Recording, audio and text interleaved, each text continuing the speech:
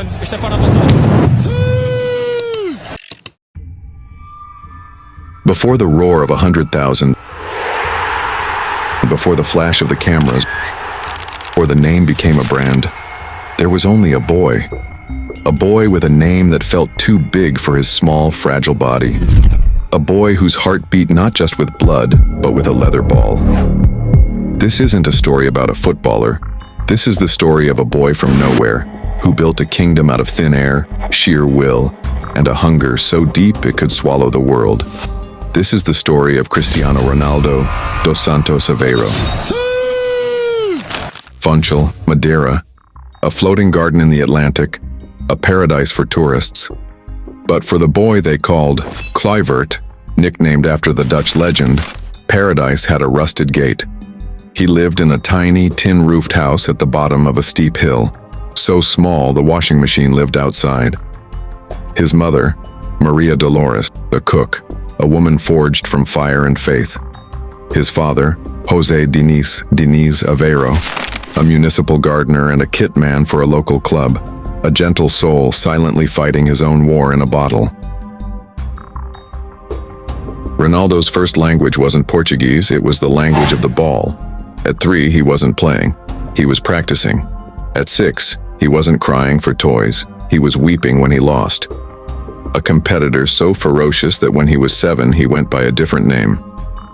Manel, he'd tell his friends, Manel is the best player. He was already building an alter ego, a shield, a character strong enough to carry the dreams his reality could not yet hold. The tears he shed as a child weren't tears of sadness. They were the first drops of an ocean of a will that refused to be damned. But the ball couldn't feed a dream. Poverty was a relentless defender. To survive, the boy became a little man. He washed cars on the streets, scrubbing windows with hands destined for greater things. He collected scrap metal with his father.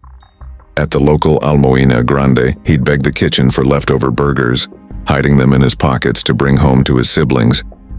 He was a street kid, but the street was his first academy.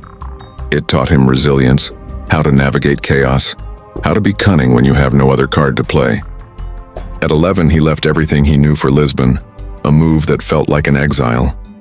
A boy from a small island with a thick accent that made the city kids laugh, crying every single day in his dormitory, calling his mother, begging to come home. But he couldn't go back. He couldn't fail. He was there because of his gift, but he stayed because of the rage and the pain. He was diagnosed with a racing heart, a condition that could have ended it all before it began.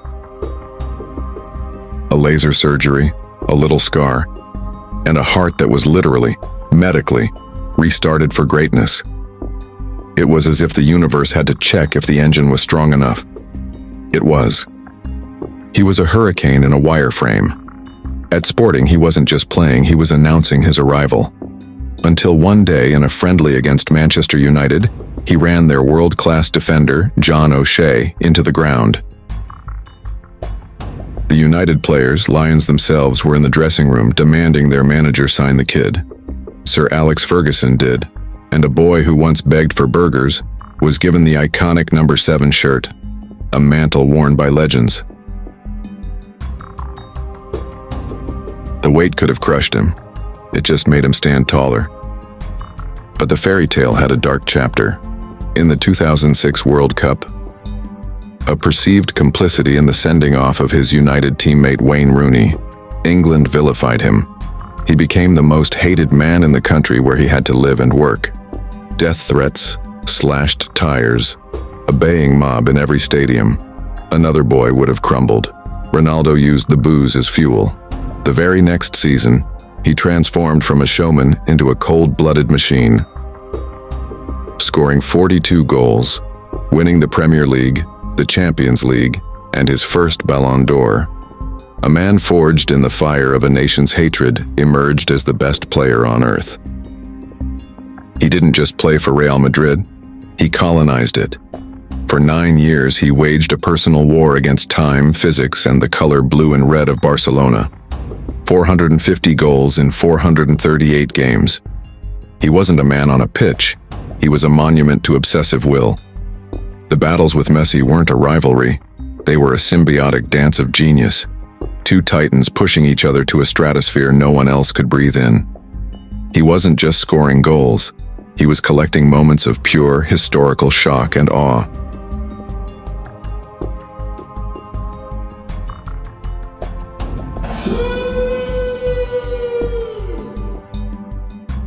Away from the Colosseum, a different man was being built. A father. Cristiano Ronaldo Jr., the twins Eva and Matteo, Alana Martina, and Bella Esmeralda. Then, tragedy struck the deepest part of his soul. During the birth of his twins, his son Angel passed away. It is a scar no trophy can hide, a pain no victory song can silence. In Georgina, he found not just a partner, but a sanctuary.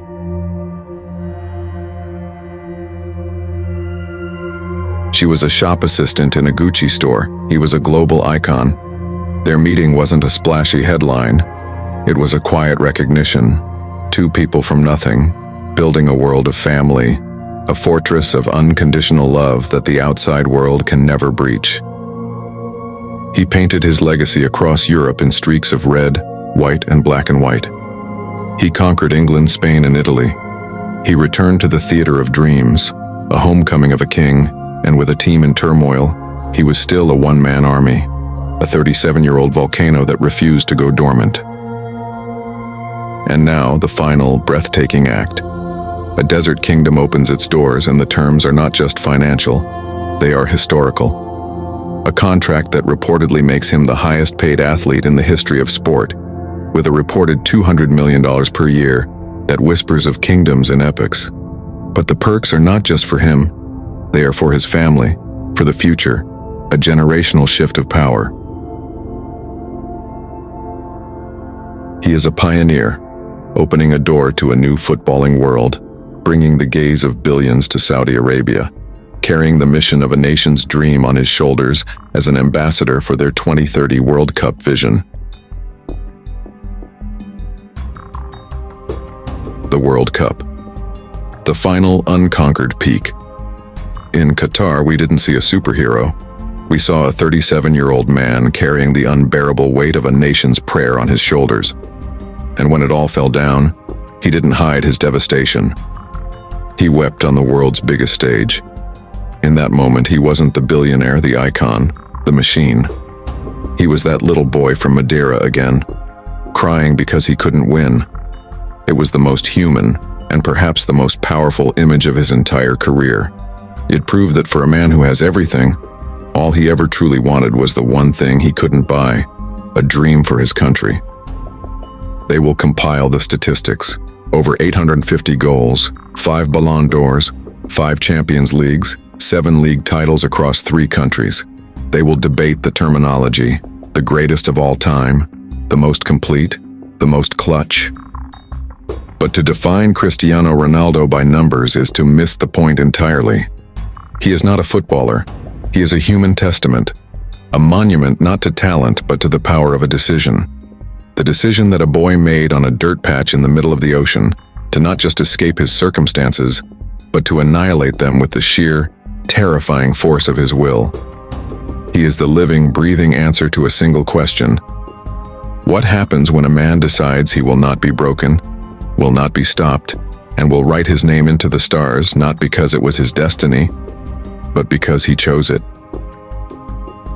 He is Cristiano Ronaldo, and the greatest story isn't that he won, it's that he never ever stopped believing he would.